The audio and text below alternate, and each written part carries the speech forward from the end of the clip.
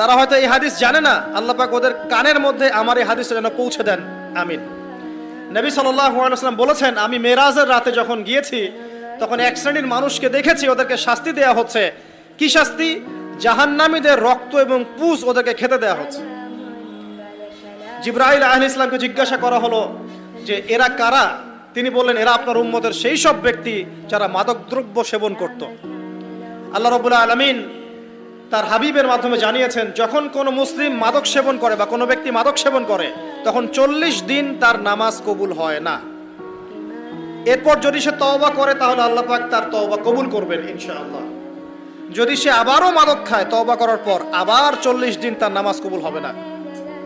যদি সে আবার তওবা করে আল্লাহ পাক আবার তাকে মাফ করে দিবেন। যদি সে আবারও মাদক খায় আবার 40 দিন তার নামাজ কবুল হবে না।